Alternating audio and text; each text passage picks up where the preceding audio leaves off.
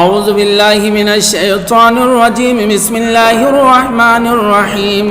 ألم تر إلى الملأ من بني إسرائيل من بعد موسى إذ قالوا لنبي لهم ابعث لنا ملكا نقاتل في سبيل الله قال هل عسيتم إن كتب عليكم القتال ألا تقاتلوا قالوا وما لنا ألا نقاتل في سبيل الله وقد أخرجنا من ديارنا وأبنائنا فلما كتب عليهم القتال تولوا إلا قليلا منهم والله عليم بالظالمين وقال لهم نبيهم إن الله قد بعث لكم طالوت ملكا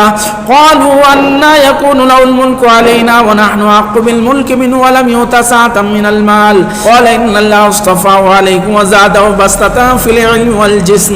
والله يؤتي ملكه من يشاء والله واسع عليم صدق اللہ مولانا العظیم۔ اللہ تعالیٰ ارشاد فرماتے ہیں، کیا آپ کو موسیٰ علیہ السلام کے بعد بنی اسرائیل کی اس جماعت کا واقعہ معلوم نہیں ہے جس نے اپنے نبی سے اپنے لیے بادشاہ مقرر کرنے کی درخواست کی تاکہ وہ اس کی قیادت میں اللہ کی راہ میں جہاد کرے؟ اس کے جواب میں نبی نے ان سے کہا کہ کہیں ایسا نہ ہو کہ تم پر جہاد فرض کر دیا جائے اور پھر تم اس سے جی چرانے لگو۔ ان لوگوں نے کہا کہ ہم آخر جہاد سے کیسے جی چرائیں جبکہ ہمیں ہمارے گھروں سے اور اپنے اہل و عیال سے الگ کر دیا گیا۔ ان پر جب جہاد فرض کر دیا گیا ان سبھی نے روگردانی کی مگر تھوڑے سے لوگوں نے، اور اللہ تعالیٰ ظالموں کو خوب جانتا ہے۔ اور ان سے ان کے نبی نے کہا کہ اللہ تعالیٰ نے طالوت کو تم پر بادشاہ مقرر کر لیا ہے، تو اس پر انہوں نے کہا کہ آخر وہ ہم پر بادشاہ کیسے ہو سکتا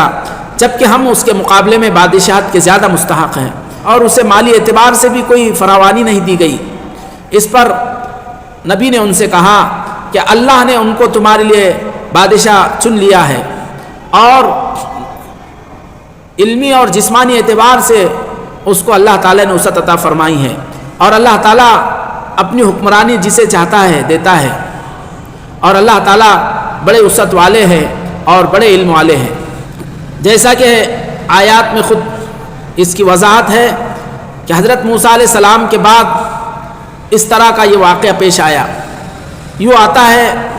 وہاب ابن منبہ رحمۃ اللہ علیہ نے کہا کہ ایک زمانے تک بنی اسرائیل حضرت موسیٰ علیہ السلام کی شریعت پر جمی رہی، اس پر عمل کرتی رہی، اور سلسلے وار ان میں انبیاء علیہ السلام آتے رہے اور انہیں بھلائی کا حکم دیتے رہے، برائی سے روکتے رہے، اور انہیں صراط مستقیم اور دین موسوی حضرت موسیٰ علیہ السلام کے دین پر ان کو قائم کرنے کی کوشش کرتے رہے۔ لیکن ان میں جب برائیاں حد سے زیادہ بڑھ گئی اور بتوں کی عبادت کرنے لگ گئے تو اللہ تعالیٰ نے ان پر ظالم بادشاہ کو مسلط کر دیا جس نے ان کو بری طرح قتل کیا اور ان کی بڑی تعداد کو غلام اور قیدی بنا کر لے گیا۔ چنانچہ اس کے بعد انہوں نے وقت کے نبی سے مطالبہ کیا کہ ہم پر کوئی بادشاہ مقرر کر دیا جائے تاکہ ہم اس کے ساتھ اللہ کی راہ میں جہاد کر سکے، چونکہ وہ نبی جانتے تھے وعدہ خلافی اور اپنے وعدوں سے انحراف یہ بنی اسرائیل کا ہمیشہ سے مزاج رہا ہے۔ چنانچہ نبی نے کہا کہ کہیں ایسا نہ ہو کہ تم پر جہاد فرض کر دیا جائے اور تم اس حکم سے انحراف کر بیٹھو اور جہاد سے جی چراؤ، اس سے روگردانی کر لو۔ لیکن ان لوگوں نے بڑی تاکید کے ساتھ مضبوطی کے ساتھ کہا کہ آخر ہم ایسا کیوں کریں جبکہ ہمیں اپنے گھر سے بے گھر کر دیا گیا اور ہمارے بیٹوں کو ہم سے جدا کر دیا گیا۔ اتنی شدت کے ساتھ، اتنی تاکید کے ساتھ انہوں نے نبی کے سامنے اپنا اندیہ پیش کیا اور بھروسہ دیا، لیکن اللہ تعالیٰ فرماتے تولوا الا قلیلا منہم، جب ان پر جہاد فرض کر دیا گیا اور اس کا انہیں پابند کر دیا گیا تو ان سبھی نے اس سے روگردانی کی، ہاں مگر تھوڑے سے لوگ جو مخلص تھے، جو وفادار تھے، نیکوکار تھے، اور یوں آتا ہے کہ اللہ قلیل منہم وہ ان کی تعداد 313 رہی ہے یا اس کے آس پاس رہی ہے۔ ایسے لوگوں کی اللہ تعالیٰ نے قرآن پاک میں تعریف فرمائی ہے اور ان کے ثابت قدمی اور ان کی پختگی کو اللہ نے بیان فرمایا۔ آگے کی آیت میں نبی نے ان سے کہا کہ اللہ تعالیٰ نے تمہارے لیے طالوت کو بادشاہ منتخب کر لیا ہے۔ تو اس پر لوگوں نے کہا طالوت ہمارا بادشاہ کیسے ہو سکتا ہے جبکہ ہم اس کے مقابلے میں بادشاہت کے زیادہ حقدار ہیں۔ بنی اسرائیل کے جو 12 قبیلے تھے ان 12 قبیلوں میں سے لاوا ابن یعقوب کا جو قبیلہ یا خاندان چلا آ رہا تھا اس میں نبوت کا سلسلہ جاری تھا، جبکہ قبیلوں میں جو ایک قبیلہ حضرت یعقوب علیہ السلام کے بیٹے یہوذا کی طرف جس کی نسبت تھی اس میں حکومت اور مملکت اس خاندان کی ہمیشہ چلے آئی تھی، جبکہ طالوت جو تھے وہ حضرت یعقوب علیہ السلام کے فرزند بنیامین کے قبیلے سے تھے۔ تو اس لیے ان لوگوں نے اعتراض کیا کہ قالوا ان یکون له الملک ونحن احق بالملک منه، طالوت کو یہ حکومت کیسے مل سکتی جبکہ ہم حکومت کے ان کے مقابلے میں زیادہ حق رکھتے ہیں۔ اور دوسرے علت اور وجہ انہوں نے بتلائی کہ ولم یؤت سعۃ من المال، ان کے خیال کے اعتبار سے یہ بھی ضروری ہے کہ جس کو حکومت دی جا رہی ہے، جو اس کو حکومت مل رہی ہے وہ مالدار ہو، وہ غنی ہو، اور طالوت کو مالی اعتبار سے بھی کوئی فراوانی اور کوئی وسعت نہیں دی گئی۔ تو اس پر اللہ کے نبی نے ان سے کہا کہ سب سے پہلی بات کہ ان اللہ اصطفیٰ علیکم، سب سے اہم اور بنیادی بات یہ ہے کہ بادشاہت کے لیے طالوت کا انتخاب کسی اور کا نہیں بلکہ اللہ کا انتخاب ہے۔ اور پھر ایک بادشاہ کے لیے جو خوبیاں اور جو صفات چاہیے وہ طالوت میں بدرجہ اتم ہے۔ وزاد و بسطۃ فی العلم والجسم، علمی اعتبار سے بھی اور جسمانی اعتبار سے بھی ان کے اندر اللہ تعالیٰ نے کشادگی عطا فرمائی، اللہ تعالیٰ نے ان کے اندر وسعت عطا فرمائی کہ علم کے اعتبار سے بھی وہ بڑے درجے پر، اونچے درجے پر فائز تھے کہ وقت کے بادشاہ کو جن علوم کی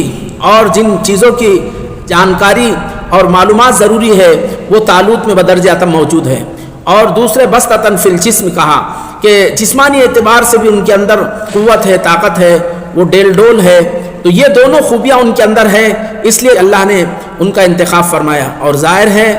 کہ ایک بادشاہ کو سب سے پہلے صحیح حکومت کرنے کے لیے علم کی ضرورت ہوتی ہے، بغیر علم کے کوئی بادشاہت کرتا ہے تو وہ سوائے ظلم اور ستم کے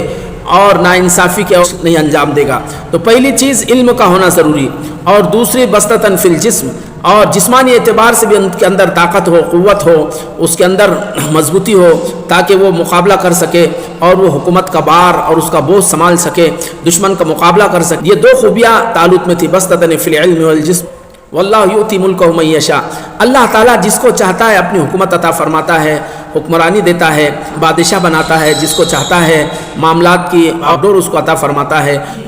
واللہ یؤتی ملکہ من یشاء، اللہ تعالیٰ جس کو چاہتا ہے اپنی حکومت عطا فرماتا ہے۔ یہ جملہ ایک چھوٹا سا ہے لیکن اس کے اندر بڑی جامعیت ہے۔ کبھی اللہ تعالیٰ انسانیت کی بھلائی چاہتا ہے تو پھر اللہ تعالیٰ اہل اور جو مستحق ہوتا ہے اس کو حکومت عطا فرماتا ہے تاکہ وہ بندوں پر رحم کر سکے اور دنیا میں اللہ کی حکومت قائم کر سکے۔ ایک بات، لیکن کبھی ایسا بھی ہوتا ہے کہ کبھی اگر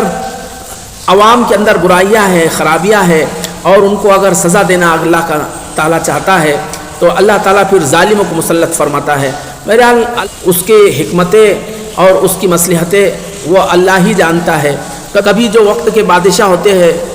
وہ عوام کے لیے رحمت ہوتے ہیں اور ان کے لیے اللہ کی طرف سے انعام اور اللہ کی طرف سے ان کے لیے زندگی کے سہولت اور آسانی کے لیے مددگار ہوتے ہیں، جبکہ کبھی ایسا بھی ہوتا ہے کہ جب عوام کے اعمال بگڑ جاتے ہیں، ان کے اعمال خراب ہو جاتے ہیں تو اللہ تعالیٰ پھر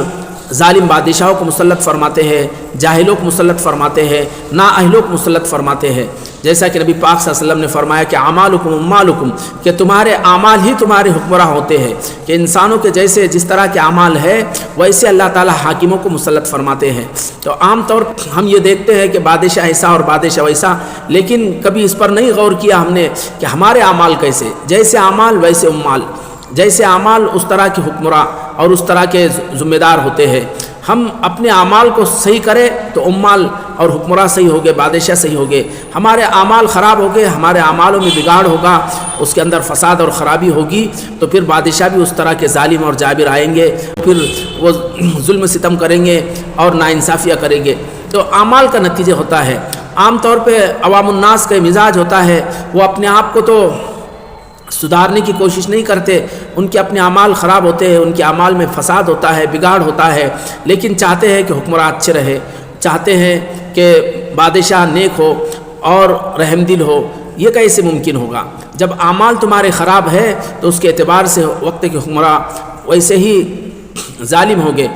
اگر اعمال میں بگاڑ فساد ہے تو اللہ تعالیٰ پھر ظالموں کو مسلط کرے گا۔ واللہ واسع علیم، اللہ تعالیٰ بڑے وسعت والے ہیں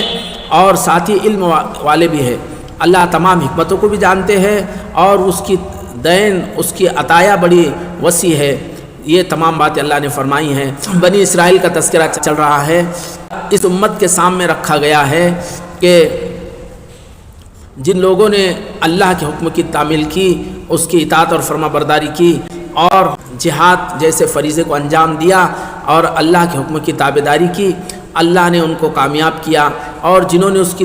نافرمانی کی، اس کی سرتابی کی اور اس سے انحراف کیا، اللہ نے ان کو دنیا میں ذلیل و خوار کیا اور پھر آخرت میں بھی وہ ناکام ہو گئے۔ اللہ تعالیٰ اس طرح بنی اسرائیل کا تذکرہ فرما کر اس امت کے سامنے اس عظیم کام، اس عظیم فریضے کے انجام دہی کے لیے اس امت کو گویا تیار کیا جا رہا ہے، اور اس کے لیے اس طرف توجہ دلائی جا رہی ہے۔